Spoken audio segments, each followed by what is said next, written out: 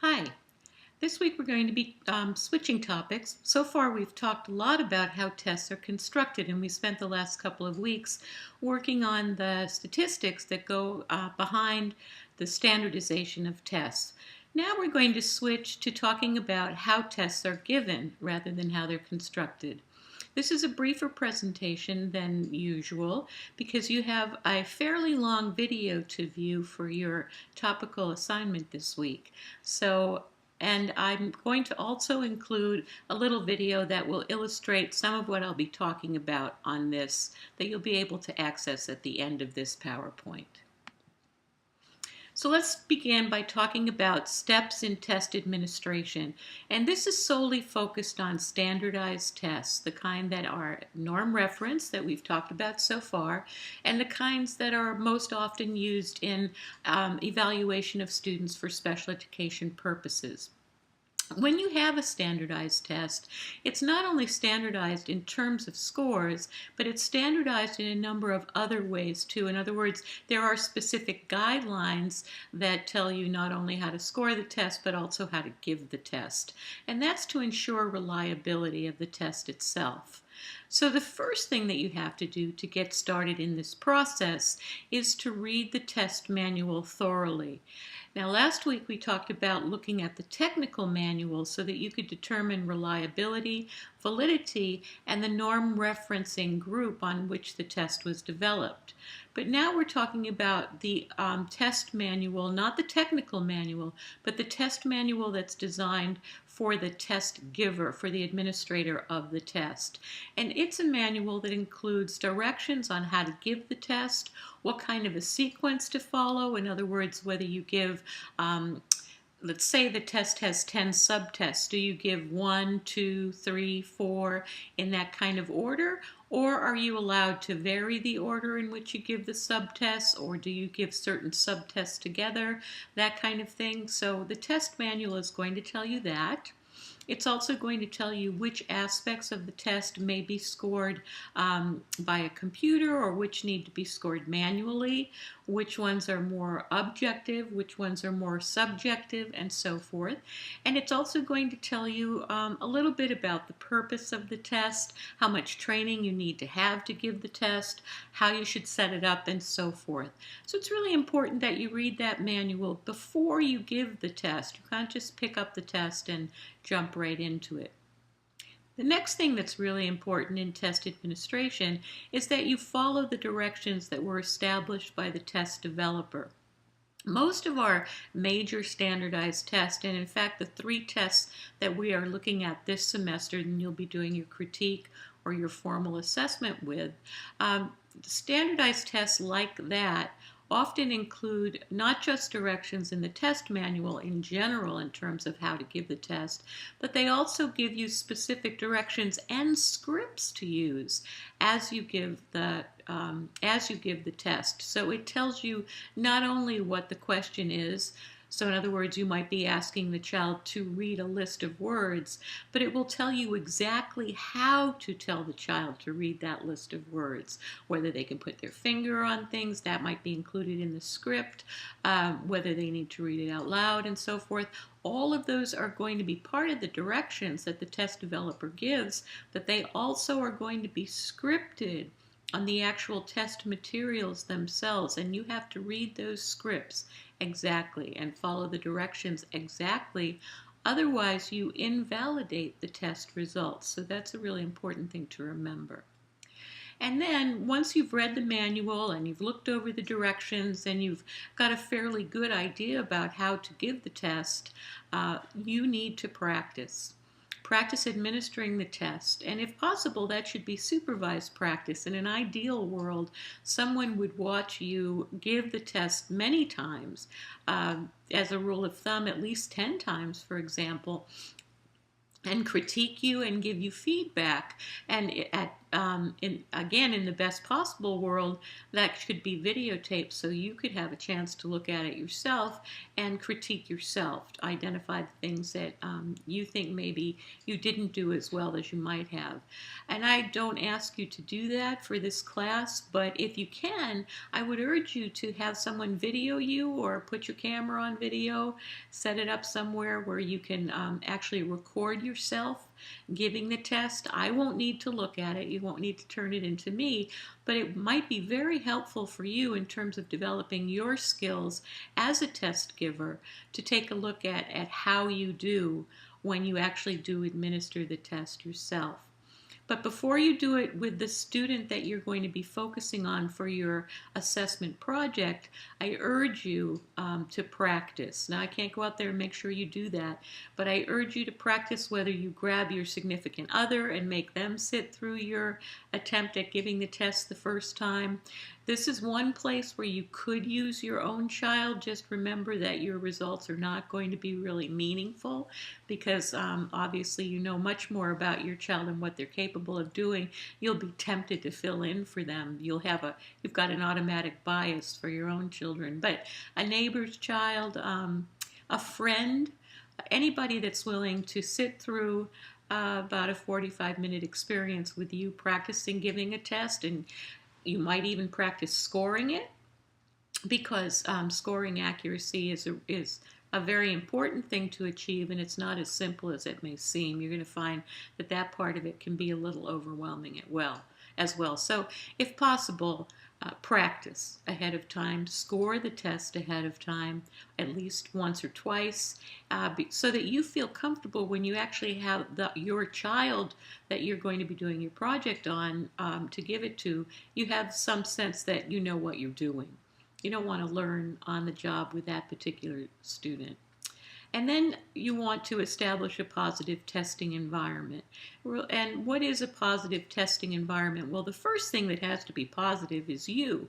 Your attitude, your demeanor, the way that you approach the student. We'll be talking about that a little bit more.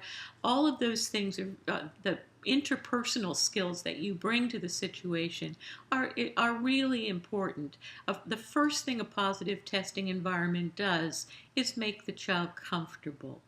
And next, beyond that, we want to have an environment that's comfortable, not too hot, not too cold, well lit, and is set up in such a way that the child feels that they can accomplish what it is that you're going to be asking them to do as you go through giving the test. So we're going to talk about establishing rapport in a bit, and that's one of the things that's really an important part of establishing a positive testing environment. So take a moment and think about some of the experiences that you've had of being tested, whether it's taking a midterm in class, or taking one of the many tests like the CBEST or whatever that you've had to take in order to be part of graduate school, in order to work on your credential. Think about the environments that you've been in which you've been tested.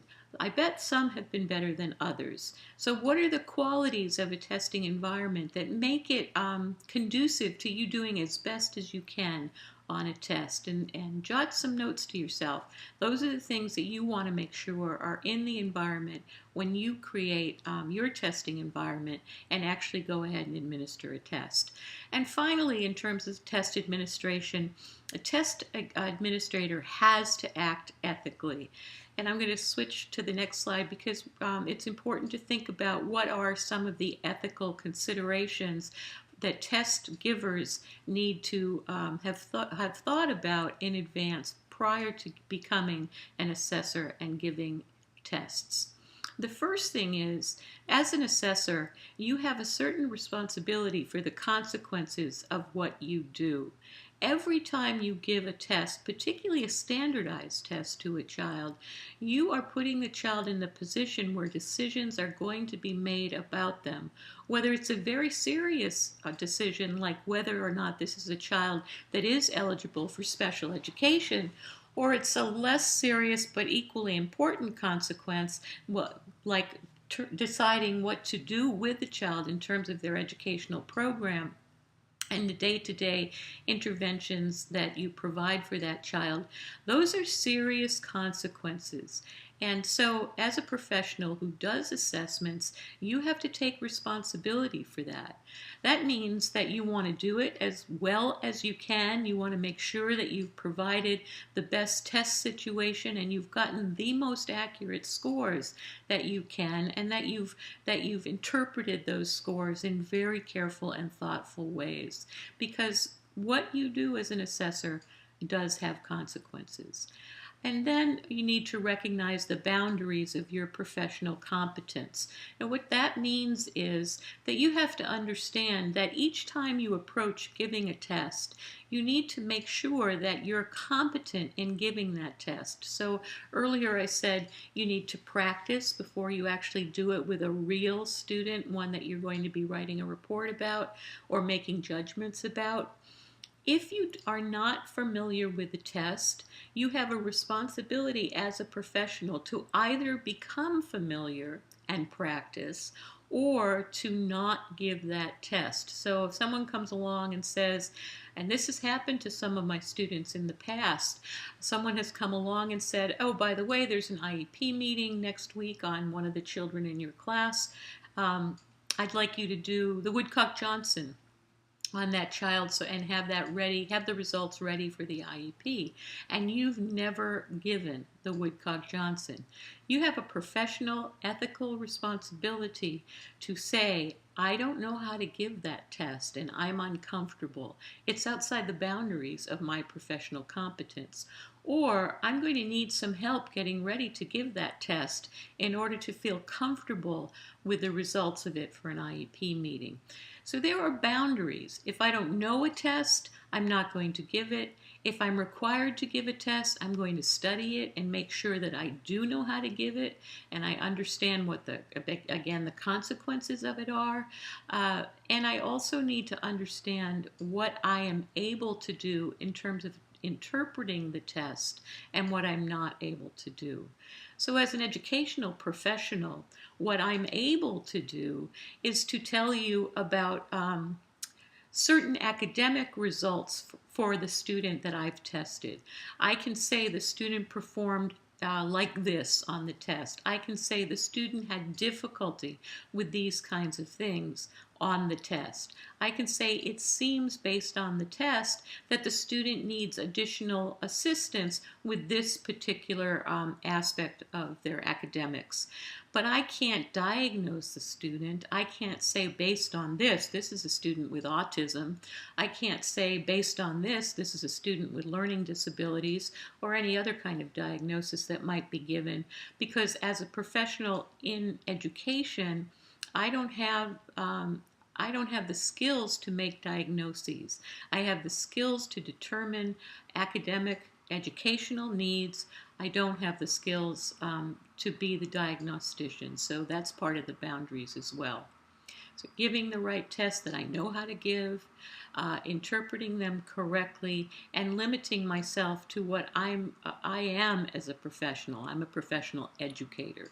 So my limits are in terms of education. And then very importantly is the confidentiality of information. Anytime you test a child, and indeed when we work with children, what we do with them is, and what the results of that are, is confidential information.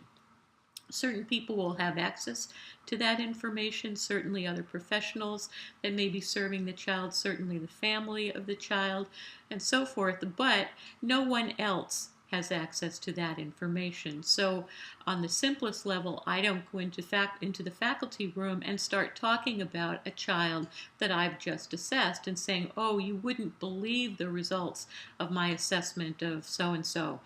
He really did poorly on this aspect of the test. That it would not be a professionally ethical thing to do.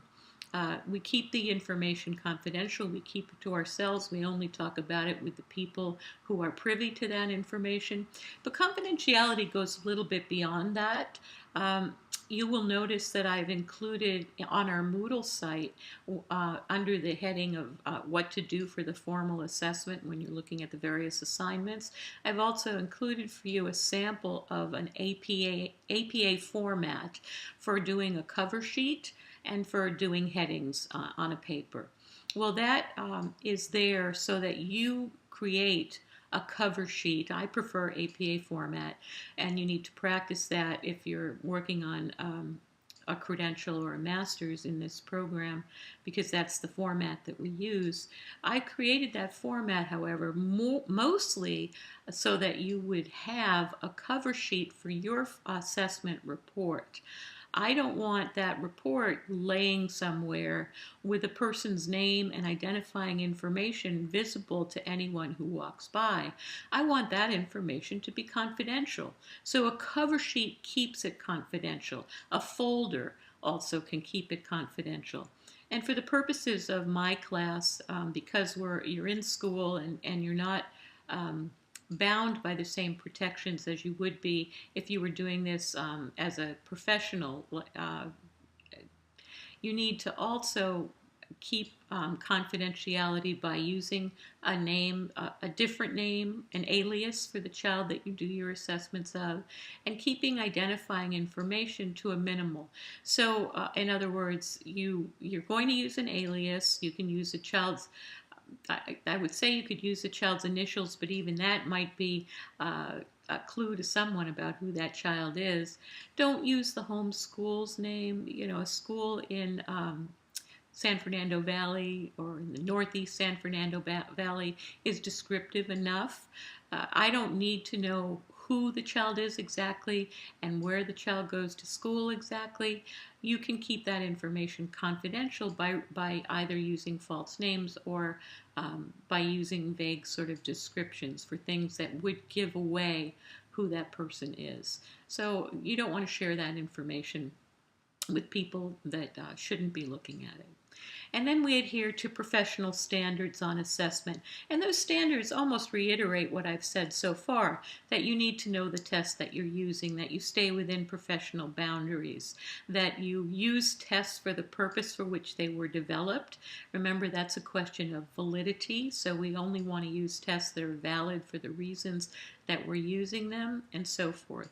And if you're not familiar with them yet, in your academic career, I would suggest that you look at CEC's website, the Council for Exceptional Children.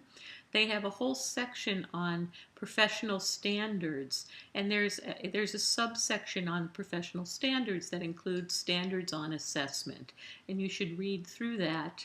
It talks about multi-dimensional approaches, multiple tools, a lot of the things that we'll talk about all through this class, but there's a set of professional standards related to that, and you should be familiar with those. And finally, an ethical consideration has to do with test security.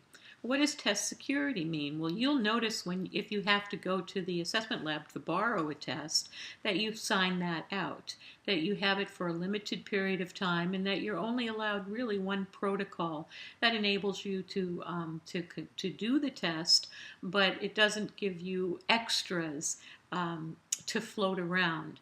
That's because those standardized tests have been carefully developed, and they're designed to be used cautiously. They're designed to be used, I think I mentioned last week, usually once a year. We don't want the test answers flying around out there so that someone could actually study for a standardized test. That's inappropriate.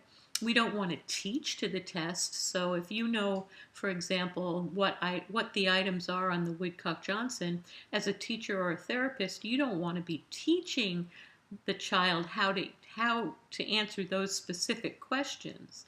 You may be teaching test-taking skills, but not specific item answers, for example.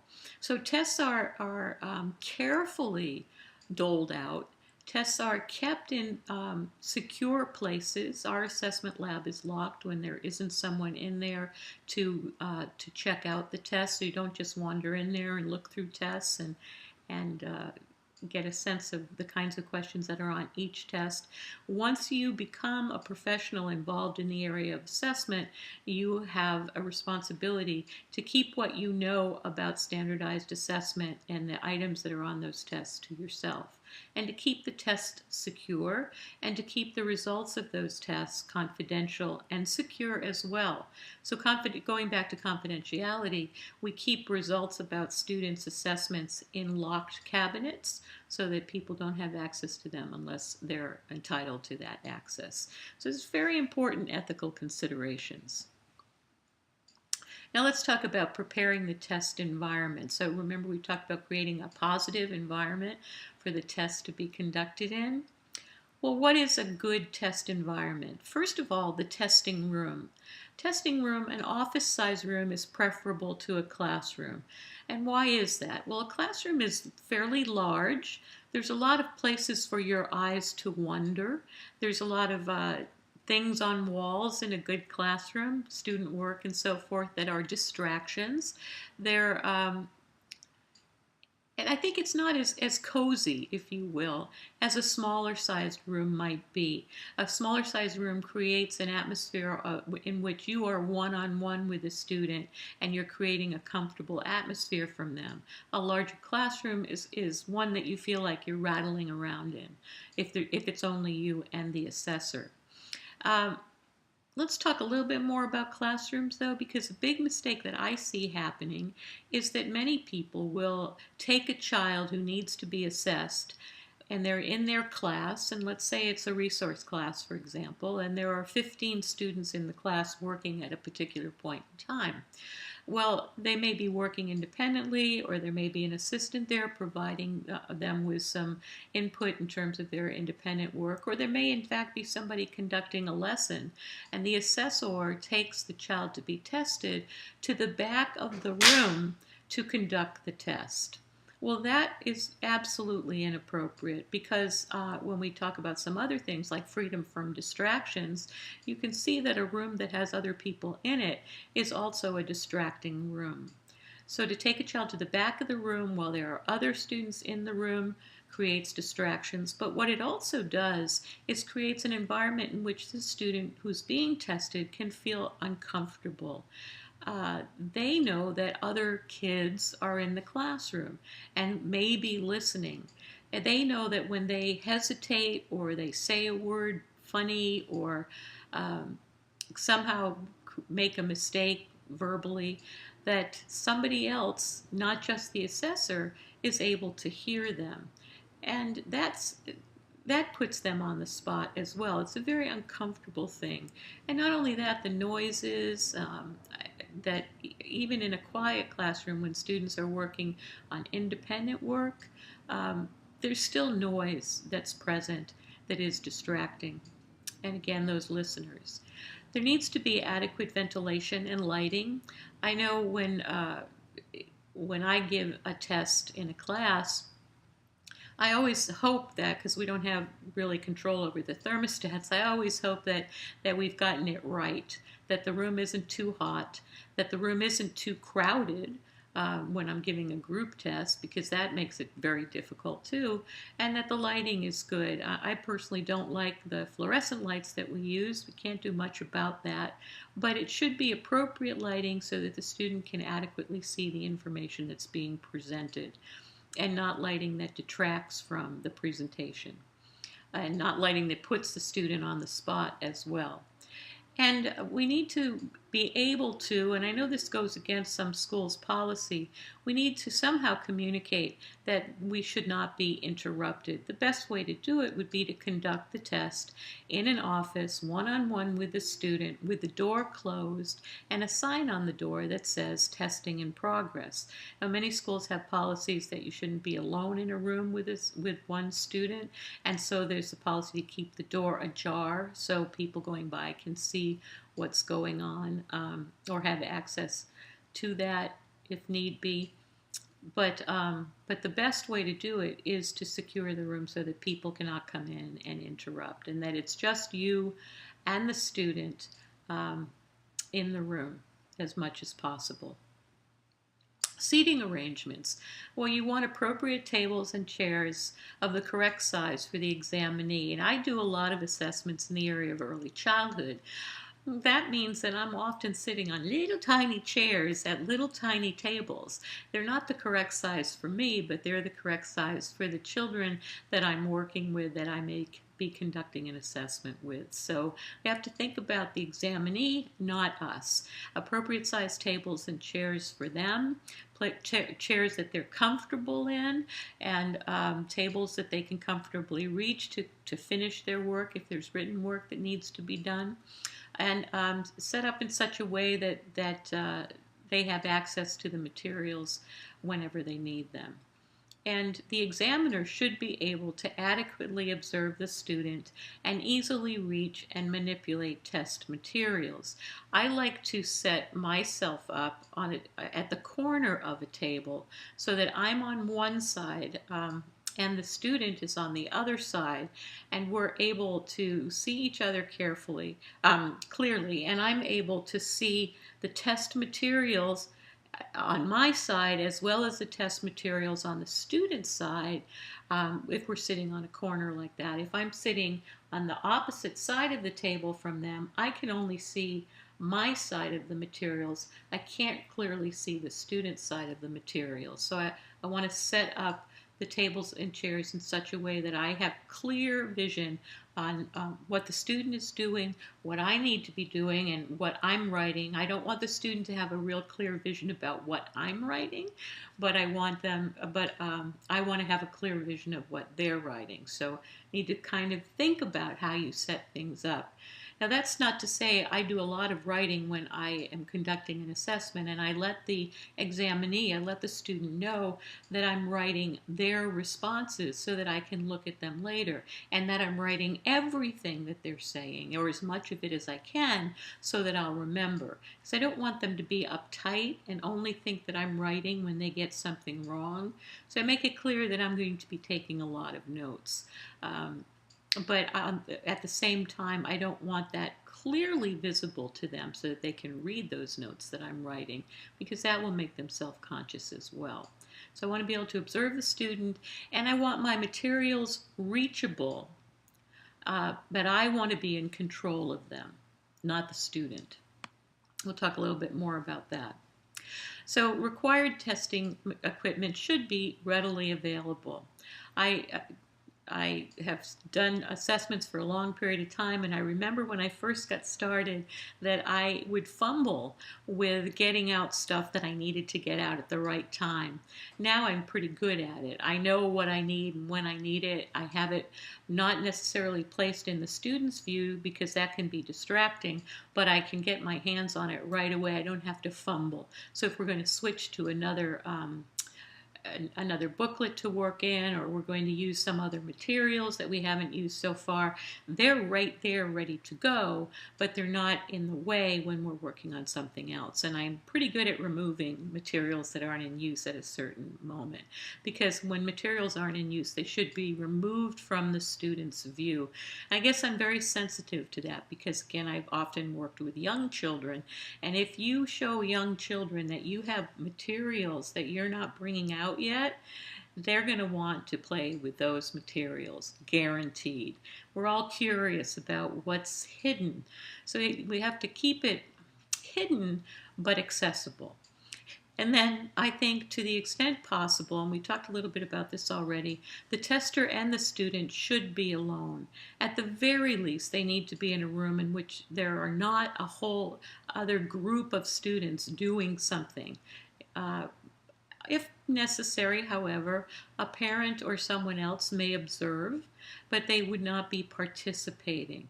And so it's certainly appropriate, if you get an opportunity, for you to observe someone giving a test. That's a great thing to do. And as many of them as you can before you have to actually do testing yourself. But you would be a silent observer. And some children, particularly younger ones, I find will not be as cooperative unless the parent is present, but the parent needs to understand that they are not participating in the assessment unless they're asked to. Now, with very young children, I often ask them to, because they will get different results than I will get. But when we're talking about school-age students, we certainly, under most circumstances, don't want the parent participating, but observing is certainly okay. So one-on-one is the best. How do we prepare the student? Well, you want to make sure, and this is one of your responsibilities as an assessor, you want to make sure that you've gotten the best effort from the student, that they are doing the best that they can on the test that you're giving, because what you're trying to do is to find out what the student can do and how they do it. And if there are distractions, if the environment's not conducive to it, if it hasn't been set up correctly, you're not getting the best results. So number one, get familiar with the student before you do your testing. And this is often very difficult to do. I personally, if I've been asked to assess a student, I like to go out a day or two at least beforehand and do some observations in a student's classroom or another environment that the student might be working in, and become a person that the student has seen. I like to, if I can, before I actually take a student out to do an assessment, I like to take some time to get to know them in a non-test situation. So they know who I am, I know who they are. If you're a teacher in the classroom, obviously you already know the student, but even then, setting up the testing situation is a slightly different experience. So before testing begins, you want to have a friendly conversation with the student. You want to make sure that they're having a good day. You want to establish some rapport with them so that they feel comfortable with you. And think about in advance, before you give a test, how are you going to engage in a conversation with the student before you actually whip the test materials out and launch right into the test? What are you going to talk about? So if you can't be familiar with a student because you've had an opportunity to observe them, you can at least get familiar with the student by reviewing materials about the student that may have been collected beforehand, by talking with other people about the student, gathering information beforehand, maybe from a caregiver, maybe from a teacher, and so forth, so that you have some background information about the student. And then if you know that background information, a little bit of it, you can, even if it's the first time you meet, you can say, well, how's it going? I understand you play football. When's the last time your team played? How did they do? What position do you play? Or I heard that you have 3 little sisters. What's that like? What are their names? And so forth. So I try to plan ahead, if I haven't met the student ahead of time, that I at least know something about them. And that's part of my friendly conversation. Lets them know, hey, I've taken the time to find out who you are. Conversely, I tell them something about myself. So if I know something about them, oh, you have 3 little sisters. I only had a little brother. I know that that was really, I didn't like having that at first, but it turned out to be a really good thing. So I can talk sort of back and forth and share a little bit of experience with the student before we do the testing. Once I've established rapport, I try to explain why the test is being conducted. And usually when we're doing standardized assessment, we are doing it not to put a grade. I think that's really important for children to know. We're not going to be grading you. This is not something that is going to result in a negative for you in any way. We're doing this because we want to know how much you've learned, how different you are today from the last time we did an assessment, if there's been one done before. That's part of my rapport. Remember, you've done these kinds of tests before. What are we going to be doing on the test? So the test is going to ask you to do some reading. There'll be some math portions. I'm going to ask you to write some sentences. So those are the kinds of things that we'll be doing on this test, and I'm going to explain each one of them to you before I ask you to do them, and we'll have practice time too. So that's part of my introduction to the test. So why is the test being conducted? We're trying to find out what we know, what we can about what you know, and how you approach doing certain tasks. This will help us plan your educational program. And also, this is what we're going to be doing on the test, so some introduction. And then I allow the student to ask questions about the assessment, both beforehand, do you have any questions before we go on, and then during it. So here's a subtest. We're going to be, on this subtest, we're going to be reading a list of words, and I'm going to ask you to read as many of them as you can. Do you have any questions about that? Yes, you do have to read them out loud and so forth. So I I don't I can't answer questions that provide them with answers about certain test items, obviously, but I can answer their questions about the assessment in general and about specific processes for each subcomponent of the assessment. Then I want to begin the testing in a calm manner. Everyone's ready to go. We've all had an opportunity to settle in. You're comfortable, you've got your pencils that you need, and so forth. Can you see the paper or the materials clearly? And I like to, in terms of beginning, before we get to begin the test, I'd like to set up a calm environment by asking the student if they would like a snack first or some water. I always provide water for the student during the testing, and I always try to provide a snack. I have one at least available so that if the student's hungry, they haven't had, if they didn't have lunch, perhaps because they got pulled out to be tested, I want to make sure that they're not hungry. So I'm trying to set the student up for success. And then as I'm conducting the test, I want to be sensitive to changes in the student's behavior. So as we go along, some of these tests can take up to an hour and a half to complete if we're doing all of the subtests. Or if I haven't planned well enough in advance, I might be asking too much of the student, for example. Students will get antsy. I don't know about you, I have a hard time sitting for an hour and a half. Doing these videos is a good example of that. I start to get fidgety after a while, sitting in the same place for a certain period of time. If I were teaching live in a classroom, I like to walk around. So students may not want to be sitting for the whole hour and a half that we have set aside to conduct an assessment. Or parts of it may get hard for them and they may begin to rush through. They might start to do a lot of erasing. They might put their head down. They might indicate in some kind of way that they're getting discouraged.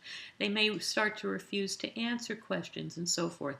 Well, those kinds of behaviors are just as important as what the student actually does on the test itself. How the student actually responds to test items. Certainly we want to see if they did it right or wrong and how they did it, but how did they approach it?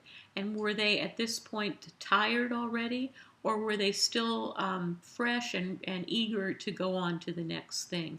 So part of what I'm doing when I'm writing uh, during the test is taking notes about students' behavior. And if a student's behavior indicates that they are becoming overwhelmed or discouraged by the test situation, I'm not afraid to stop. Because I can always come back another day. It's not always convenient, but the idea is we want to get the most from the student. We don't want it always to be just about me. So if I have to come back another day because an hour and a half was too much for a student, I try not to set things up in that way to begin with, that it would be that long of a session. But if it had to be, for example, I'm still not afraid to stop the test and say, you know what, I think we probably need to either take a break, which we can plan breaks in a test period. Uh, what is the find out what the student likes to do and have something ready for them to do during a planned break, for example. At least let them get up and stretch, maybe eat some of their snack, certainly drink some water. Sharpen their pencil, move around, play a little game, anything like that that breaks it up. But even if that becomes not enough, even with breaks, a student appears to be distressed about the test situation, it's okay to stop and keep that in mind. Now, administering the test. We have to strictly adhere to administration and scoring guidelines because to begin with. So when you are giving a test, that you want to make sure that the first go through you are following the directions and you are going to follow the scoring guidelines absolutely. So even though you know that if you ask the question in a different way the student might get the answer, or even if, like, remember the student I told you about when I asked him to point to the hand, he raised his hand, I still had to score that as an incorrect response. So the first run through of the test, you have to do it the way the test tells you to do it. And I'm going to move on to that, what you can do afterwards in a moment. You want to record the student's responses, and that requires a score sheet or a protocol. A protocol is a really important word for you to remember. What is a protocol? It is the sheet on which you are recording student answers. It is the sheet on which you are going to record scores. So there may be several sheets in a protocol.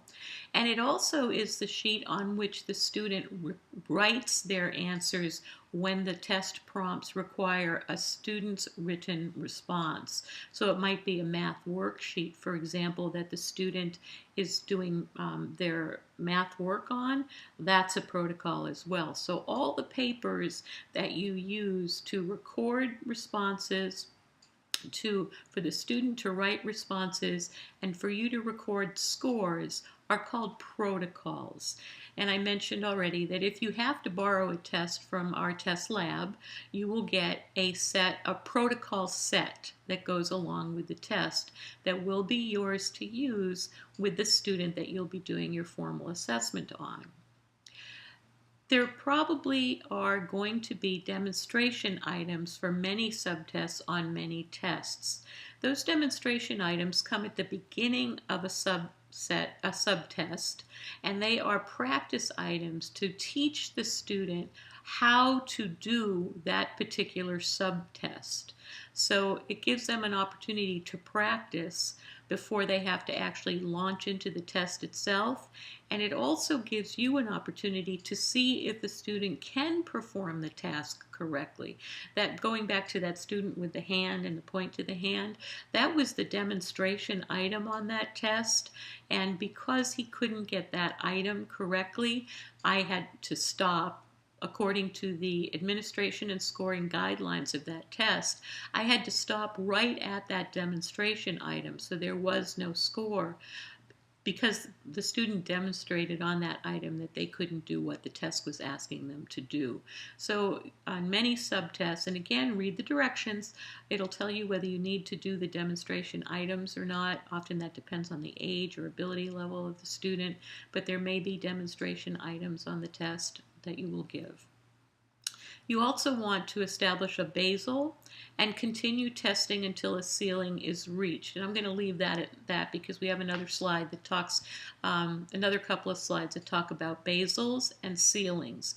Those are two important words to remember. You need to establish a basal. That's at the beginning, and you need to continue testing until a ceiling is reached. So keep those terms in mind. You want to provide breaks. We've already talked about that. And I think you provide breaks based on how you see the student responding. So you're sensitive to the student's behaviors. And then testing ends when all the items are completed or the time is up. So you had an hour set aside and the hour's up, and that's the end of it. That's the end of it for today. Although if the student hadn't finished the test yet, you're going to have to come back and finish the test. Or the student no longer works efficiently. So once again, remember, you can actually, I think you must stop if the student is no longer working efficiently. And that's part of your observation of student behavior. Because it's not going to be meaningful information. It means you're going to have to come back and continue the test another time. Observing test behavior now. So I've talked a lot about how important it is to watch the student's behavior. So what are some of the things that we want to be looking at? Well, first of all, you want to look at the student's approach to the testing situation. How did they come in to the test room, or how did they approach coming to the table to do their assessment? Did they seem eager? Were they relaxed? Did they seem bored, which is often a defense mechanism? Did they seem like, oh, well, I'm not really interested in this, but I'll do it anyway? Did they ask a lot of questions, and so forth? How did they approach the testing situation? Was it easy to establish rapport with them? And so on. verbal or nonverbal response mode. So you know what a student says, but it's equally important to see how a student moves and how they respond nonverbally. Uh, Body language and things like that are really important. How the student begins the first test tasks. So do they get right down to work? That's important. Do they orient their paper in a certain kind of way? Do they need the test easel move so that they can see the pictures better? Do they jump right into it, or do they need a lot of prodding to get started? What the style of the student's responses is important. How long does it take them to answer? That can be really important information because a lot of our students need wait time. It takes them a little bit of time to organize their thoughts and access a response, to retrieve a response and get it out there. Jot down that kind of information. How much time does it take them to answer a question? Conversely, we have a lot of students that will just jump right in and answer without even hearing the whole question. So impulsivity can be an issue. And perseverance. I've had students that will get stuck on a item and refuse to move on until they get it correctly. There's one item on an IQ test that I was giving at one point. It's a visual motor item, and it asked the student to duplicate a figure that was rather complex, that had a lot of different angles to it. And the student started, made a mistake, went the wrong way, had to get another piece of paper, started again, got a little further, made another mistake, had to get another piece of paper, started again, but refused to move on until he actually got the figure correct. He was able to do it, but how he did it was so interesting. That kind of perseverance, and being able to, you showed them the picture and then you took the picture away. He kept the correct picture in his head, even though his hand movements were not his ability, visual motor ability, was not allowing him to duplicate it in the way he knew it needed to be duplicated. Really interesting when you look at their behaviors. Their activity level. Are they antsy? Are they fidgety? Are they quiet? And so forth. Their attention to the task. And then their need for reassurance. Does the student look at you and say, was that correct? How about that? Did I do it all right? Or do they just keep going on? And we're not allowed, most tests will tell you that you're not allowed to keep saying, good job, that's right. You can't tell them, indicate some way to them that they have gotten a question right, because then of course you're going to have to indicate to them by not giving them that same level of assurance that they've gotten a question wrong. So you want to keep your responses to them fairly neutral, like, good, let's keep going, you're really trying hard, those kinds of things that don't tell them whether it's right or wrong. But some students want to know, did I get that right or not, particularly when it's a hard question. So how much reassurance does the student need as we go along? Now here's some of the scoring information that we're going to talk about. First of all, the first mistake that people make, believe it or not, is calculating the chronological age of the person that they are testing. So if you look at this slide, what the test usually asks you to do is to calculate the student's age in years, months, and days. And so we start by writing the test date first, starting with the year, then the month, then the day, and then subtracting the student's date of birth. So my example, the test date was, it was 2003, it was the 4th month, and it was day 2 of the 4th month, so April 2nd. Now the student was born in 1994 on the 10th month, which would be October, and he was born on October 8th. In 1994. Well, that sets up a situation in which I can't necessarily subtract one from the other easily without doing some borrowing. So I'm going to go over, or I go over to 2003, because I'm going to need to borrow 12 months. I'm going to need to borrow a year from that in order to give myself a number that in months that I can subtract 10 from. So I borrowed 12 months, and I add that to 4, and that gives me 16. Now I've got a number that I can subtract 10 from, but when I look at days, I can't subtract 8 from 2, so I have to go back to the month, and I have to borrow a month of 30 days. I have to borrow 30 days, so 1 month, and add it to my, my day column. So now I have 32 days. Now I can take 8 from 32 and I get 24. I can take 10 from what is now 15 and I get 5.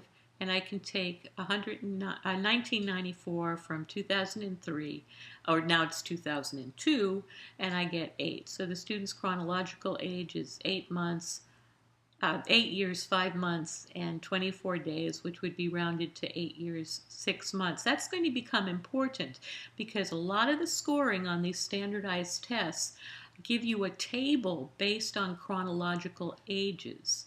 So you will be looking at a different table for a student who is 8 years, 6 months of age versus a student who may be 9 years and 0 months of age. Even though that's 6 months difference, it's going to be a different table entirely. So chronological age is the first thing we want to take a look at. Now let's talk about basal and ceilings, because those are important.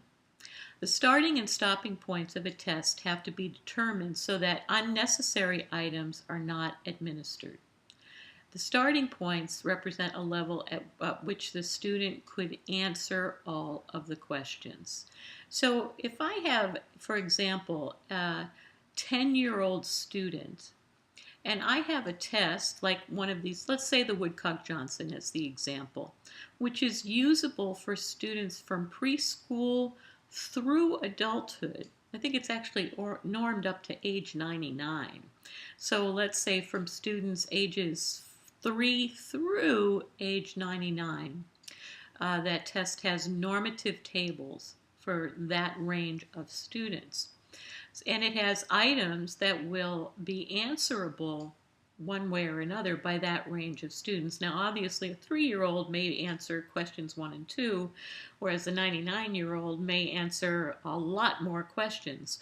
Well, I don't want to start with my 10-year-old at the same level that I would start with a preschooler, because then I'm going to be, it's going to take me hours to complete the test. If I start at the beginning for each subtest and give the student every single question until they can't answer any more questions, it's going to take a long time.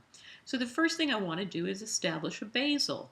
What point in this set of questions is the point at which the student is able to answer a certain number of questions in a row correctly? That establishes a basal. So I have my 10-year-old, and I know my 10-year-old is having some problems in school. So I'm going to start not at the 10-year-old item. I might start at the 9-year-old item, hoping that from the 9-year-old items on, I'm going to be getting a sample of what this 10-year-old actually knows. So let's say I go to the 9-year-old level and I start with the item that's appropriate for a 9-year-old. And the test tells me that I establish a basal when the student gets 5 questions correct in a row. So I give them the first 5 questions for 9-year-olds. And out of that set of 5 questions, the student gets 2 incorrect and 3 correct. That's not a basal, because remember they have to get 5 correct in a row. So I move down, and I move down to, let's say, the questions for an 8-year-old, and I start there. And I start asking questions, and in fact, at the 8-year-old level, the student gets the first 5 questions I ask correct. So that's their basal. They established a place where they get 5 correct in a row. Let's say that was I started with question number 15, and they got 15 through 20 correct. And then they got 1 wrong. That's okay, because they still got their basal of 5 correct in a row. Everything below 15, I do not have to give the student. I assume that everything below 15 the student would get correct if I asked them those questions.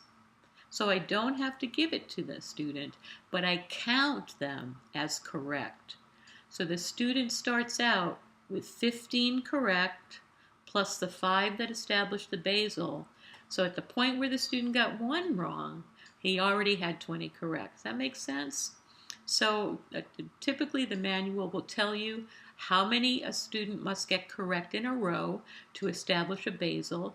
And remember, we try to figure out a place to start that's reasonable. Like in the case of this child, I decided to start at the 9-year-old level because I figured that even though the child's struggling, they probably could answer most of those questions. I found out that they needed to still drop down a little bit. That's okay, so we dropped down. We did establish a basal there, so we don't go down any further. We don't test any of the items below the basal, and now we keep going to see how many now the student can do beyond the basal. And if, for example, a student cannot get to a basal, like my child that held up his hand but couldn't point to the hand, I could not establish a basal on that test. That test, the way it was designed, was too hard for the student. So if you can't get a basal, no matter how low you go, let's say my 10-year-old is really struggling cognitively, and I worked my way down all the way to the preschool level questions, and I still couldn't get 5 in a row, that test is not an appropriate test to give to that student. It's simply too hard, and I need to find some other kind of test to give.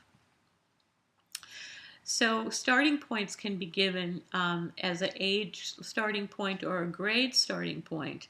And again, it's really important to look at the manual because the manual will often tell you where to start for an item for a student at a certain age or grade level. So for example, if a student is 6 years, 4 months old, the test might say start with item 10.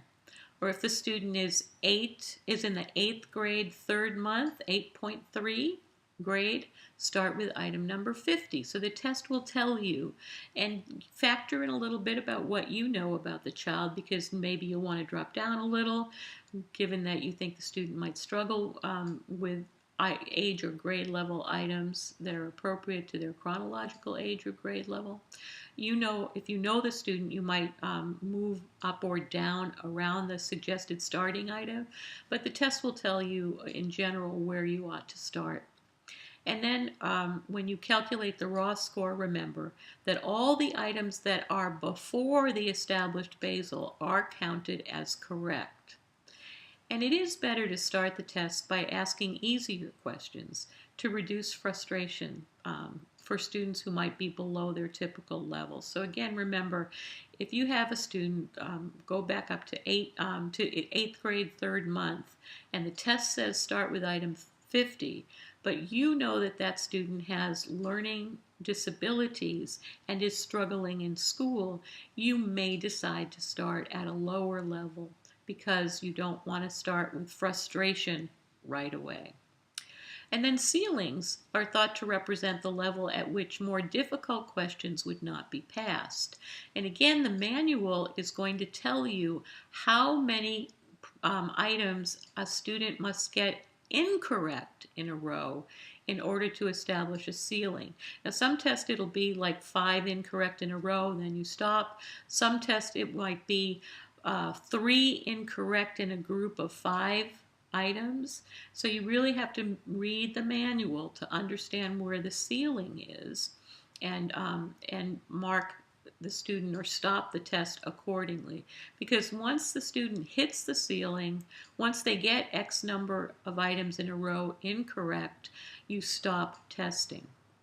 I want to add that that's kind of it works against some of our students with disabilities, particularly learning disabilities, because often these students have scatter skills. So there will be skills that they will have beyond the items that they're getting wrong, but they can't demonstrate that they know these things because they've hit their ceiling.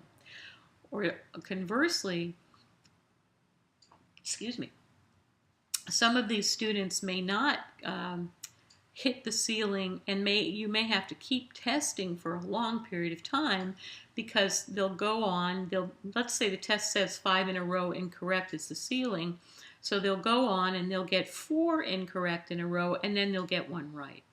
And then they'll get 4 incorrect in a row, and then they'll get 1 right. They haven't hit their ceiling yet, so you have to keep going, and that then becomes very tedious. So I think you need to use your professional judgment when that starts to happen and really factor in the student's behavior. You want to know what the student can do, but you don't want to frustrate the student or tire the student out, because you're not getting good information then either. So remember, basals will be, the test will tell you what the number is for the basal, and it will tell you what the number is for the ceilings, and it's usually not the same number. And it's also not the same for every subsection of the test. So the word recognition subtest, for example, may have a basal of 5, but the math computation subtest may have a basal of 6. So you have to know, prepare yourself ahead of time so that you know where these are. And then scoring. We compute the raw scores, which is the number of correct answers earned by the student.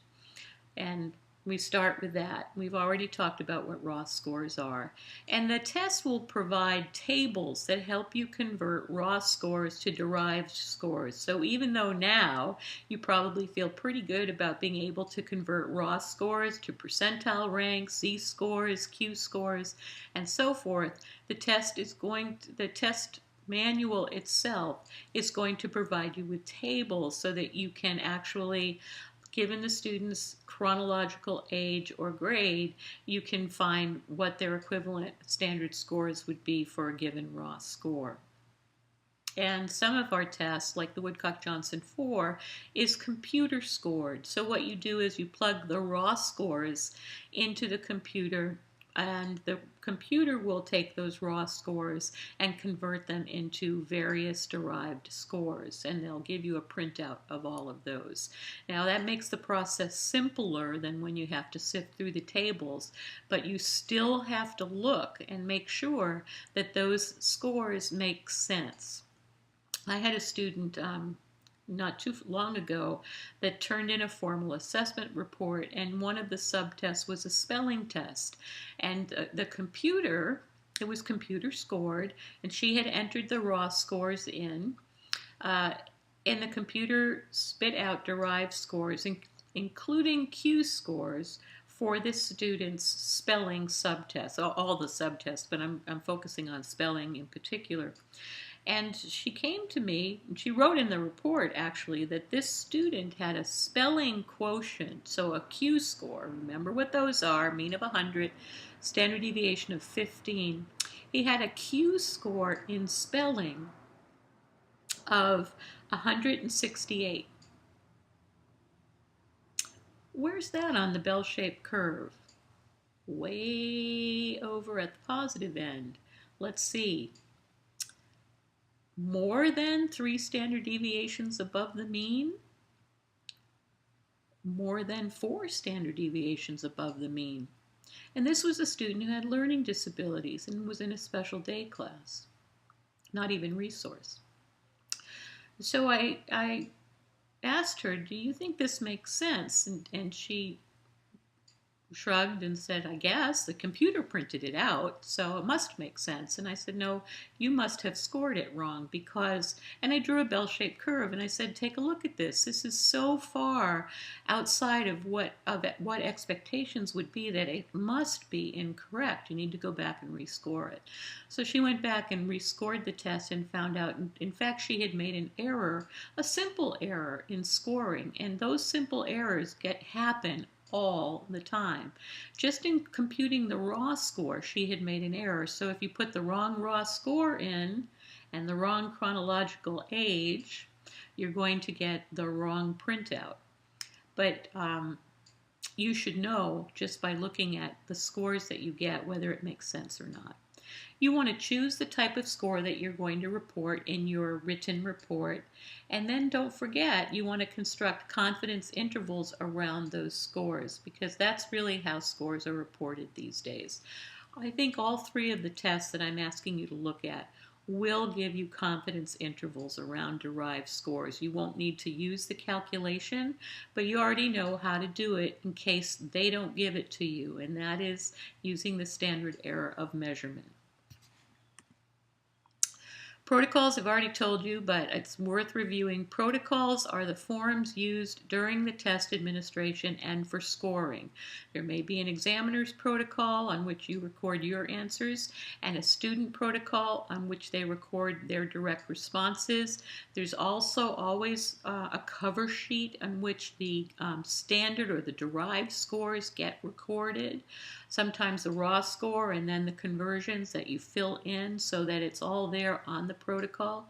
For when you do your formal assessment report, I'm asking you to give me the cover sheet that includes those scores so that I see how you scored it. And the protocol, I think that where you've recorded student answers is really important as well. And here's an important reminder for you. When you give the test, you want to record the student's answers, right or wrong. So if it's a word list and the student is reading down through the word list and the first word is and they say and, you're going to write and. If the second word is but and they say cut, you're going to write cut next to the word, and so forth. So you're going to write their exact response for each item, if you can. Now, if it's a sentence that they're reading, you certainly want to, if you can't write every word, where they make a mistake, you want to somehow indicate the word that was the mistake, and you want to write what the student said instead above that word that was incorrect, so that you have something to look back on when we get to error analysis, so that you can try to figure out why the student is making the errors that they're making. So I consider protocols to be extremely important, and how you use them is very important as well. And of course, if the student is writing directly on their protocol, like doing math computation, you will already have a record of how they got it wrong. Make them show their work. If it's the kind of thing like usually math, even if it's a word problem and they're just supposed to answer it, please, unless the test says no, make sure they have a sheet. Most of the tests will say give them a scrap paper so that they can manipulate numbers to get their answer if they need to. Keep that scrap paper. That's a protocol. And later on, when you're developing your informal test, you will be creating protocols as well, and we will talk more about that. But remember, protocols are where you mark whether the student has stuff to do and you have a record of what they did, or you are showing the student some things to do and you have a record of how they did it. You need to have a record to review. And be sure to read the manual regarding what subtests to administer and the basal and ceiling information for all of those. Getting the best results out of your assessment process. Remember that students tend to respond more and perform better in testing situations with examiners who are familiar with them. They shouldn't meet you for the first time on testing day. And if they are meeting you for the first time on testing day, you need to be the most personable, pleasant, calm, nicest person that they could ever hope to meet. You need to make them feel comfortable. Preferably they didn't just meet you, but it's up to you to make that student feel relaxed and ready to go. It's up to you to establish that important rapport. It may also be helpful for the student to visit the place where you're going to test them, so that it's a familiar environment and not a scary one. Classroom observations and visits probably will aid you in determining which tests to administer. If you can't visit the classroom and observe the student, Please try to look at samples of the student's work before you conduct the assessment. That will give you some idea about where to start so that you're not over-testing the student. You don't want to give them items that they can do easily. Going back to the basal, you want to get the highest 5 items that you can. I mean, obviously with my 10-year-old, if I went back to the 3-year-old level, I'd get 5 correct in a row. And then I'd probably get another 5 correct and another 5 correct until I got up to around an 8-year-old item, and then I might start to get errors. Well, that's a lot of items. I want to get to the highest item in which I can establish a basal. Not over test the child by giving too many items. So looking at what they're able to do from classroom work and from observations and from discussions with people who know the child will help you know where to start. Make the student feel at ease as much as you can. I mentioned having, have water, have snacks, things like that. Food's always good to make us feel at home. And let them know how important the test is without making them feel anxious about the test. Many of our students who have learning disabilities or other disabilities have been tested so often that it's not important to them anymore. And I've seen students in the standardized testing that we do on a school-wide level just making beautiful pictures on the Scantron sheet, not even bothering to read the questions because the test is just not important to them. So you want them to know that the testing that you're doing is helping you know how to help them learn better, that it is important, but you need to do that in a way that doesn't make them feel anxious about how they perform on the test. Reinforce their attempts and efforts, but not their correct responses. So remember, don't say, oh, that's right, but say, good job, you're really trying, I like how you're working, that kind of thing that keeps them motivated but doesn't clue them in on whether they're right or wrong. Tangible reinforcers might be useful for some students, so either when you complete the test or at intervals during the testing. They say not recommended during the assessment, but I say that it depends on the student. So, and it also depends on how you do it. You don't want to give a reinforcer following a correct response. You want to give a reinforcer when you take a break. So, the break itself may be a reinforcer, or you may say, okay, we're going to stop and take a break for a moment.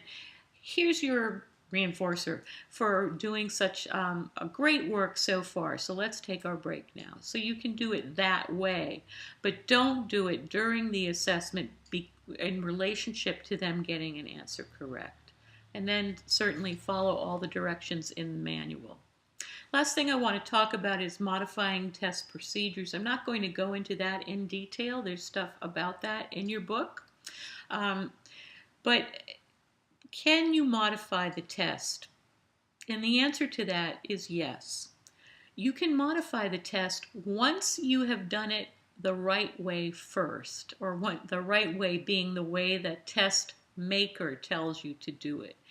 Once you've given the student a test following the standardized instructions, you can go back to questions or items or even whole sets of items that you weren't sure about in terms of whether the student really understood what was being asked or whether it was being asked in a way that the student could respond appropriately.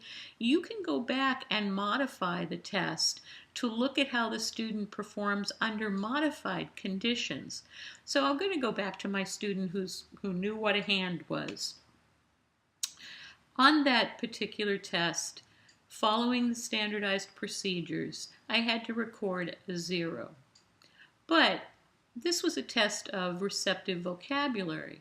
And so I was curious to know, what does the student really know receptively? And the evidence that he had given me was that he was more three-dimensional, more concrete in terms of his understanding of vocabulary than than 2D representations, line drawing representations, and pointing. So I wasn't sure whether it was the pointing that was the problem or the line drawing that was the problem versus having a real life item. So I decided to go back and give the test again in a modified way. Rather than 4 line drawings of items, I had several choices. I could look for more realistic drawings. This particular test, it was line drawings, and those can be hard for a young child to interpret. But actual pictures of things are more concrete for them. So I could, for example, have taken pictures of the items that were the prompts on the test, actual real life pictures, and use those real life pictures as the stimuli, and seen if he could point to the hand when it was pictures, real pictures of things like hands and dogs and cats and other kinds of things. So that's one kind of modification. Another modification for that particular child might have been to see if he could identify these kinds of objects, real objects in the environment. Well, clearly I knew he could identify a hand, but what about things like a dog, a cat, other kinds of words that were on the initial part of the test? So most of the words early on are nouns, because nouns are easier to represent pictorially than verbs are. So many of our receptive vocabulary tests are really looking at your at nouns. Although some things can be, some of the other parts of speech can be represented in a picture. So I could take that child into the environment and ask him to find certain things that were real in the environment, for example, like find a shoe, or pick out a shoe from a set of 4 items, one of which was a shoe. Using real items would be another modification. I've worked with students where I felt that the way that the question was being asked was inappropriate, that they could have answered it if the question was asked in a different kind of way, using perhaps different words. Maybe I would feel that the vocabulary was not vocabulary the student understood, but that the student would understand the concept if the vocabulary was modified to be at a lower level. So I could go back and modify a test in various kinds of ways to see whether the student could get an appropriate response when the test was modified. And also, I think modifications include being able to prompt a child, teach the test, if you will. So with this particular child, again with a hand, one way to modify the test for him, after I had already scored zeros for him, would have been to spend a little bit of time teaching him how to point to things, because maybe pointing was the problem. If pointing was the response that was needed, providing a lesson in how to point and then re-giving the test might have been another way to do it. So modifications can be made to determine further information about a student. It's called testing the limits. It's also called dynamic assessment, and it's something that Vygotsky was a real proponent of, that what we're not so much interested in just what a student can't do, but also what a student can do with assistance of a more competent other. In other words, Vygotsky talks about that zone of proximal development, what you're able to do in between the place where you can't do it independently and being able to do it. And so finding out how much help would it take you to be able to actually do this item on the test can also be another way to modify testing procedures and get more information. And then we can, in our report, write the results of the actual test under standardized conditions, and then what the student looked like when the test was modified. So let me just sum that up. The question is, what do you really want to know? What the student can do on the test, or what the student can really do?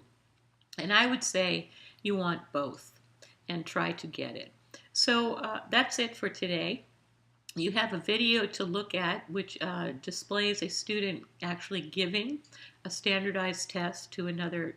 It's a teaching candidate actually giving a standardized test to a student. I want you to view that. That's part of your topical assignment for this week. And based on some of the things that we've been talking about in this video, you'll be rating the performance, what that testing situation looked like and how the candidate did in giving that test. So you have a bunch of things to look for. And I am also going to include a very short video that will illustrate some of the things that we've talked about on this particular video lecture, this PowerPoint, like how to position the student and so forth. Very short, just to illustrate. So that's it for this week, and next week we'll be talking more about informal assessment.